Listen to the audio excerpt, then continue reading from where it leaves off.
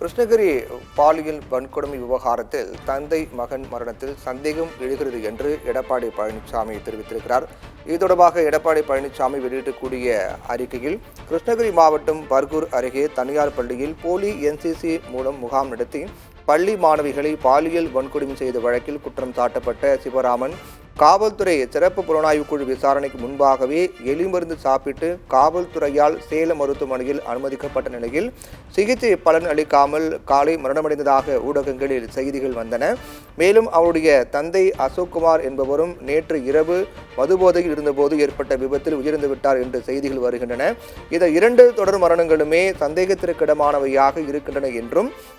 சிறப்பு புலனாய்வு குழு விசாரணையில் சிவராமன் இந்த பாலியல் குற்றத்தில் தொடர்புடைய முக்கிய புள்ளிகள் பெயர்களை வெளியில் சொல்லிவிடுவாரோ என்ற அச்சத்தில் அவர் கொல்லப்பட்டிருக்கலாமோ என்று பொதுமக்கள் கேள்வி எழுப்புகிறார்கள் என்று எடப்பாடி பழனிசாமி இந்த அறிக்கையில் குறிப்பிட்டிருக்கிறார். மேலும் போலி என்சிசி பயிற்சி முகாம்கள் எத்தனை ஆண்டுகளாக நடைபெற்று வருகிறது என்ற கேள்வியும், இதுவரை எத்தனை முறை நடைபெற்று உள்ளது, கிருஷ்ணகிரி தவிர வேறு மாவட்டங்களில் இதுபோல போலி என்சிசி முகாம்கள் நடத்தப்பட்டுள்ளனவா, சிவராமன் தவிர வேறு யாரும் இதில் சம்பந்தப்பட்டிருக்கிறார்களா, போலி என்சிசி முகாம்கள் நடத்தி அவர்களுக்கு என்சிசி சார்பாக சான்றிதழ் வழங்கப்பட்டுள்ளனவா, போலி என்சிசி பயிற்சியாளர்களை மாணவிகளுக்கு பயிற்சி அளிக்க அனுமதி அளித்த பள்ளி நிர்வாகத்தின் மீது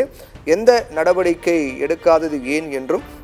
இதுபோன்ற பல சந்தேகங்களுக்கு விடையளிக்கக்கூடிய சிவராமன் தற்கொலை செய்து கொண்டது பொதுமக்களிடையே பெரும் சந்தேகத்தை எழுப்பியிருக்கிறது என்றும், இந்த வழக்கில் தொடர்புடைய உண்மை குற்றவாளிகளை காப்பாற்ற முயற்சிக்கப்படுகிறதோ என்ற சந்தேகம் மக்களிடையே எழுகிறது என்று எடப்பாடி பழனிசாமி அறிக்கையில் தெரிவித்திருக்கிறார்.